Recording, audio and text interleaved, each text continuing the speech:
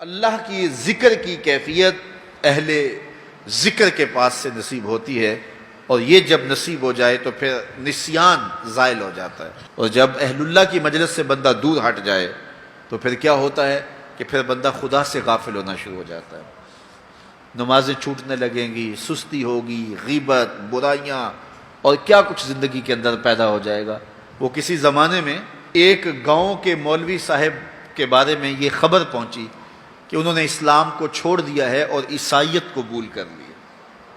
تو جو قریبی شہر کے علماء تھے انہیں بڑی تشویش ہوئی، تو علماء کا ایک گروہ ان کے پاس گیا اور جا کے کہا، حضرت ماجرا کیا ہوا؟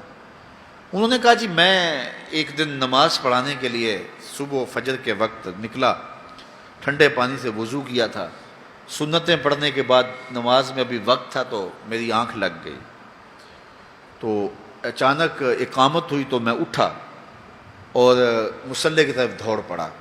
پھر مجھے خیال آیا کہ میں تو وضو کرنا ہے، لیکن میں مصلی پہ کھڑا ہو چکا تھا۔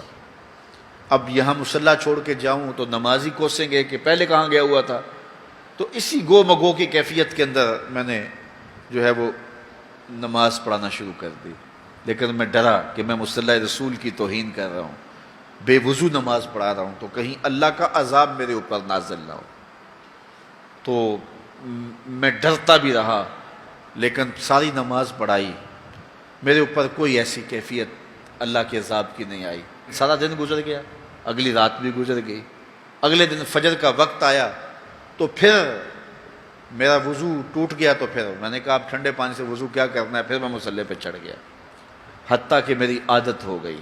اور میں پہلے تو ڈرتا تھا کہ اللہ کا عذاب میرے اوپر نازل نہ ہو، اور پھر یہ بھی خوف ختم ہو گیا۔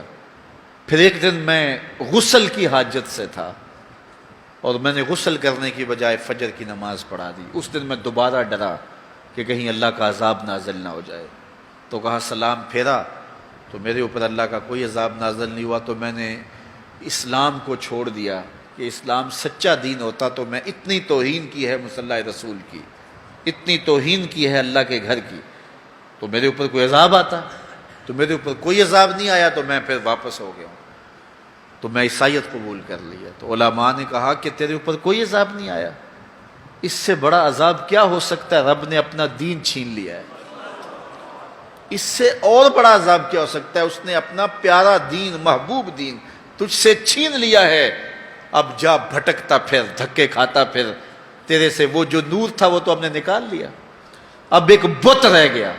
یہ سزا کتنی بڑی سزا ہے، لیکن انسان مادی سزاؤں کو سزا سمجھتا ہے۔ وہ سمجھتا ہے کہ دولت چھین لی جائے گی، کاروبار بند کر دیا جائے گا، مجھے پریشانیاں آئیں گی، میرے اعضائے بدنیاں توڑ دیے جائیں گے، آنکھوں کی بینائی اچک لی جائے گی، میرا ایکسیڈنٹ ہو جائے گا، تو یہ سزا ہے، پتھر اتریں گے تو یہ سزا ہے۔ کہا یہ بھی سزا کی صورتیں تو ہیں، لیکن یہ سزا اوروں کو دی جاتی ہے، لیکن یہ کتنی گہری سزا ہے۔ فَأَنْسَاهُمْ أَنفُسَهُمْ، انہیں ان کی ذاتوں سے بے خبر کر دیا جائے، انہیں پتہ ہی نہ ہو کہ ہم دنیا پہ آئے کس لیے ہیں، مقصد حیات کیا ہے۔ ساری زندگی یوں گزار کے چلے گئے جس طرح ایک جانور گزار کے چلا جاتا ہے، کھایا پیا سویا آرام کیا چلے گئے، صرف اپنی خواہشات نفس کی تکمیل میں زندگی گزار دی۔ وہ تجھے اشرف بنایا ہے، تیرے سینے میں دھڑکتا دل رکھا ہے، تجھے اس نے اپنی امانتوں کا امین بنایا ہے، تو یہ بوجھ اٹھا کے چل پھر رہا ہے، اور اگر اس نے اس کو اتار دیا تو پھر یہ بہائم اور چوپایا ہو گیا۔ اولئک کالانعام بل ہم اضل، فرمایا یہ چوپایا ہے، چوپائے سے بھی بدتر ہے، اس سے بھی آگے چلا گیا۔ تو اس لیے جب اس سے وہ دولت ہی چھین لی گئی تو اس کے پلے باقی کیا بچا؟ تو اللہ مجھے اور آپ کو توفیق دے کہ مقصد زندگی ہمارے ہاتھ میں آ جائے، جس لیے ہماری تخلیق ہوئی ہے، اللہ کی معرفت حاصل کر وہ دولت ہمارے ہاتھ آ جائے۔ اگر وہ دولت نہیں ہے تو ساری زندگی برباد گزر گئی۔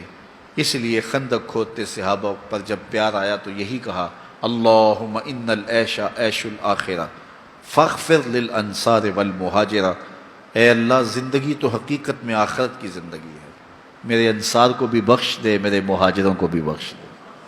تو زندگی مانگی تو وہ آخرت کی زندگی مانگی۔ اللہ مجھے آپ کو اس مختصر زندگی کو یاد الہی میں گزارنے کی توفیق دے۔